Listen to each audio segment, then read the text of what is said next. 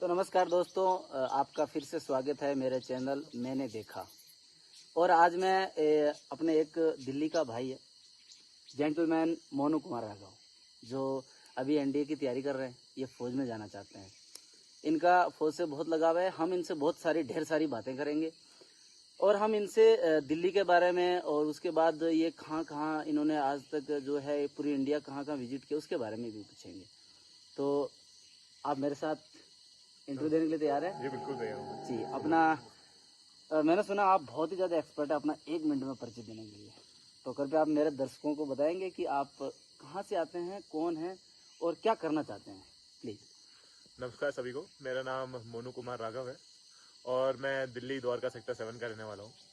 और जैसा कि सर ने बताया, मैं इंट्रोडक्शन देने में इतना भी तेज़ नहीं, लेकिन मैं अभी 21 वर्ष का हो चुका हूँ और मैं अपनी स्कूलिंग जो है आर्मी स्कूल दिल्ली से करी है। और मैं अभी एनडीए करना चाहता हूँ एज एन ऑफिसर, क्योंकि मेरे फादर का ये सपना रहा है बचपन से ही। और जब मेरे फादर भी एक फौजी थे और वो अब रिटायर हो चुके हैं 2019 में। ओके, आपने अभी आर्मी स्कूल का नाम लिया, तो आर्मी स्कूल में आप पढ़े हैं, वहाँ पे मतलब पढ़ाई कैसी है? आपने वहाँ पे क्या ऐसी चीज़ सीखी है जिससे आपका जो दिल है वो आर्मी में पूरा फोकस कर रहा है? क्या है ऐसा? देखिए सर, जैसा कि आर्मी स्कूल की बात है, आज जैसे आप नाम से ही जान गए कि आर्मी, उसके अंदर सबसे जो बेसिक पॉइंट है वो है डिसिप्लिन का। इसलिए वो स्कूल अपने दूसरे स्कूलों से अपने आप को अलग बनाता है। जैसे कि यूनिफॉर्म से लेके अपनी आपकी बातचीत करने का तरीका और पढ़ाई का तरीका, लहजा, टाइमिंग, इन सब चीज़ों की काफ़ी देख रेख करी जाती है उस स्कूल के अंदर, जिसकी वजह से जो एक बच्चा होता है वो बचपन से लेके जब वो स्कूल छोड़ता है उसका एक कैरेक्टर बन जाता है, जैसे एक पढ़ा लिखा, एक सभ्य आदमी और एक जेंटलमैन बनना है। और जहाँ तक रही मेरी ऑफिसर बनने की बात, वो जब मैं स्कूल में रहा था तो जो मेरे प्रिंसिपल थे वो भी एक आर्मी ऑफिसर ही थे। तो उनका मानना ये था कि क्या बोलते हैं, अगर आप लाइफ में कुछ भी करना चाहते हैं तो एक्स्ट्रा ऑर्डिनरी करिए। और एक्स्ट्रा ऑर्डिनरी से मेरा मतलब है फौज, क्योंकि फौज में हर एक मिनट एक्स्ट्रा ऑर्डिनरी होता है, जैसे मेरे फादर बताते हैं। अच्छा, तो ये आपकी बात जो दिल में लग गई और एक्स्ट्रा ऑर्डिनरी के आप जो सपने हैं वो आर्मी ऑफिसर के रूप में देखना चाहते हैं, इंडियन आर्मी। ओके सर, एक बात बताइए, जैसे आप दिल्ली में रहते हैं ना, तो हम जैसे गांव से आते हैं, हम जैसे लोग हैं जो गांव से आते हैं, तो हम दिल्ली को ये मानते हैं कि भाई दिल्ली है जो भारत का दिल है। जी। तो आप है जो जैसे गांव से जो बंदा आता है वो दिल्ली में आके अपना कैसे जो है दिल्ली वालों के साथ सेटअप तैयार करे, या बिजनेस करना चाहता है, नौकरी करना चाहता है, कोई किसी चीज की तैयारी करना चाहता है, तो मतलब अपने आप को कैसे उनके साथ मिलजुल के रहना है, वो ऐसा कोई टिप्स बताइए। देखिए सर, जैसे आपने बताया कि दिल्ली एक जो हमारे देश का एक दिल है, वो इसलिए है क्योंकि वहाँ के जो लोग हैं उनका भी काफ़ी मतलब सपना रहा है कि दिल्ली में आके ये करेंगे वो करेंगे, क्योंकि वो एक मल्टीनेशनल सिटी है।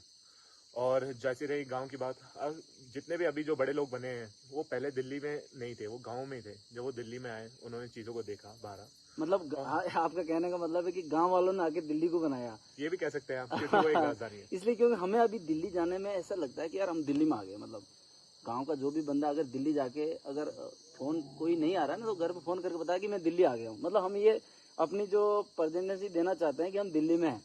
जी तो हम दिल्ली को क्या मानते हैं, एक सुपर शहर मानते हैं सबसे। बिल्कुल। तो क्या वो अकायदे में सुपर शहर है? सर देखिए, बिल्कुल वो एक बिना किसी बात के मैं बताना चाहूंगा आपको कि एक वो उसमें हर चीज़ की फैसिलिटी आपको मिलेगी जो दूसरे देशों में आपको नहीं मिलेगी। ओके। दूसरे शहरों में नहीं मिलेगी। जैसे कि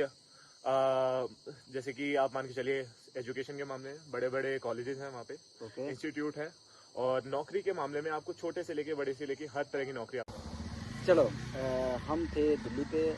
आप जैसे रहे हो, आप एक आर्मी परिवार से बिलोंग करते हो, जी। तो आपने भारत में आप कहाँ कहाँ घूमे हो और क्या क्या देखा है आपने, जी बिल्कुल। इसके बारे में बताइए। ठीक है। तो सर, जैसे कि आपने मुझसे पूछा कि मैं कहाँ कहाँ रहा, तो जैसे कि मैं बताऊं तो हर एक जगह में मैं रह के आ गया, नॉर्थ, साउथ, वेस्ट और ईस्ट, हर जगह। क्योंकि मेरे फादर की पोस्टिंग जहाँ मैं पैदा हुआ था, जब मैं छोटा था, तो मैं राजस्थान बीकानेर में पैदा हुआ था। ओ, तो उसकी इतनी तो याद तो नहीं आपको है। बधाई हो, आप हमारे शहर में हैं। बिल्कुल। और जो राजस्थान के बारे में कहा जाता है, इतनी गर्मी है, कुछ भी नहीं है, काफी अच्छा लगा मेरे को, वहाँ अरे के लोग भी वाह। अच्छे थे। जी जी। उसके बाद राजस्थान के बाद हम लोग गए थे, मुझे याद है हम लोग बैंगलोर में भी रह के आ चुके हैं। और ओके। बैंगलोर भी एक मल्टीनेशनल सिटी है और उसमें काफी फैसिलिटीज थी जो मैंने देखा और अवगत हुआ कुछ चीजों से। हम्म। वहां से मैंने अपनी पहले एजुकेशन स्टार्ट करी थी। हम्म। और उसके बाद मैं गया सर नॉर्थ में, हम जम्मू कश्मीर सांबा में भी रहे हैं। अच्छा। जी। उस समय काफी टेररिज्म था वहाँ पे। मेरे फादर बताते थे कि क्या मतलब आप मार्केट जाने के लिए भी आपको कम से कम परमिशन लेनी पड़ेगी बड़े से बड़ों की, और मतलब बिल्कुल वहाँ पे भारत बंद हर कुछ मिनटों में महीनों में होता रहता था। अच्छा अच्छा अच्छा। जम्मू कश्मीर के बाद मैं गया ईस्ट में, जहाँ अरुणाचल में मैं गया। ओके। अरुणाचल में अपने फादर के साथ रहा और काफी सुंदर जगह थी, पहाड़ी इलाका था, ठंडा इलाका था, काफी अच्छा लगा मेरे को। नए नए लोगों से मिला और मुझे काफी खुशी होती है जब मैं दूसरी जगह पर शिफ्ट होता हूँ। लेकिन एक छोटी सी प्रॉब्लम ये आती है कि जो मेरे पुराने दोस्त रह गए थे उनसे वार्तालाप इतना हो नहीं पाता। अच्छा अच्छा, मतलब आप क्या है हर जगह गए, अपने दोस्त बनाए, लेकिन वो पीछे छूट जाते हैं। छूट जाते ये आपकी प्रॉब्लम, आप इसलिए प्रॉब्लम फेस कर पा रहे हैं क्योंकि आप एक फौजी परिवार के साथ बिलोंग कर रहे हैं। जी बिल्कुल। फौज के बारे में आपका क्या ख्याल है? फौज जो है, भारतीय सेना है, वो किस स्तर पे है और क्या कर सकती है? सर देखिए, विदाउट एनी डाउट जो भारतीय सेना एक ब्रांड है खुद में, वाह। वो उसकी जो खास बात है वही है कि हम जितनी भी लड़ाइयाँ लड़े अब तक, हर लड़ाई हमने जीती है। वाह। चाइना की बात छोड़ते हैं क्योंकि उस टाइम हम रेडी नहीं थे, बिल्कुल। और जहाँ भी हम गए हमने कभी घुटने नहीं टेके। वाह। ये बात हमें दूसरे देशों से सबसे अलग बनाती है। बिल्कुल। और रही आर्मी की बात, आप किसी भी फौजी बंदे से मिलेंगे तो उसके अंदर एक डिसिप्लिन होता है, बात करने का लहजा, और सबका एक कैरेक्टर बना रहता है, बिल्कुल। जो मेरे को काफी पसंद आता है। और ये चीज मैंने अपने फादर से सीखी है, क्योंकि उन्होंने हमारी भी रिस्पॉन्सिबिलिटी ली है, अपने देश की भी रिस्पॉन्सिबिलिटी है, बिल्कुल। और अपना कार्य जो है बिल्कुल पूरी क्षमता से निभाया है। इसलिए मुझे इंडियन आर्मी काफी पसंद है, क्योंकि एक बंदे का बेस बिठा देती है। वाह। जी जी जी, बहुत अच्छा है। आप ऐसी कोई जगह गए हैं जो आपको याद हो कि वो सबसे ज्यादा वंडरफुल लगी हो आपको, मतलब ऐसी कोई जगह आप शेयर करना चाहेंगे? जी बिल्कुल, मेरे को पंजाब में रहा था अपने फादर के साथ, पटियाला में। पंजाब बहुत अच्छा शहर है, मतलब सर अच्छी जगह। जी, हाँ। शहर से ज्यादा उसके लोग उसे स्पेशल बनाते थे। ओके। क्योंकि जब मैं पंजाब में रहा था तो हर एक बंदे का नेचर बिल्कुल साफ सुथरा, हाँ। Helping nature. वो देखो कहीं भी भंगड़ा शुरू कर देते हैं। मतलब खुश दिल आदमी होते हैं। हाँ। आप उनसे कोई भी अपने टेंशन की बात शेयर करेंगे ना, तो 5 मिनट में आपकी टेंशन आपकी भुला देंगे। बताइए। क्योंकि वहाँ से उनका जो कल्चर है, एक रिच कल्चर है, खाना पीना गाना नहाना ये सब उनका चलता रहता है, इसलिए मुझे काफी पसंद आया वहाँ पे। ओके। जी बिल्कुल। बिल्कुल, अच्छा है। तो ये बातें हो गई। अच्छा, अब आप ये बताइए, आप हिंदू धर्म से आते हैं? जी बिल्कुल। बिल्कुल।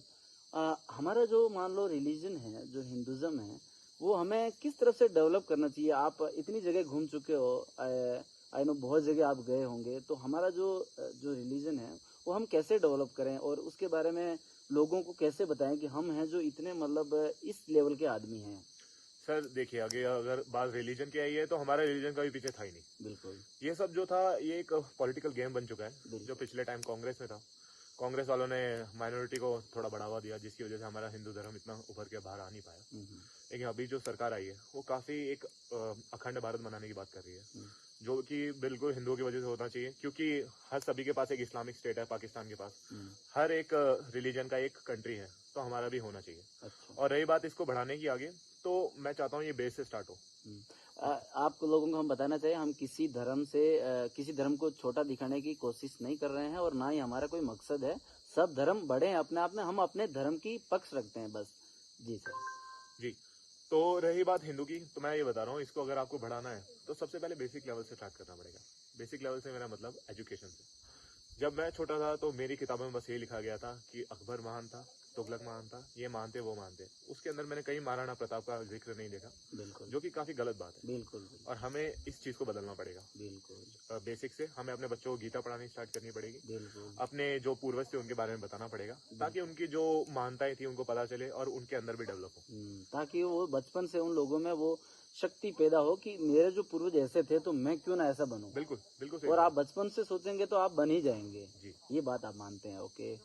तो बहुत बहुत धन्यवाद, आप आए हमारे साथ। आपको हम बहुत बहुत बधाई देते हैं कि आप आर्मी ऑफिसर बन के देश की सेवा करें, और ये हमारे पूरे दर्शकों की तरफ से आपको बहुत बहुत बधाई। धन्यवाद सभी का मुझे मौका देने के लिए।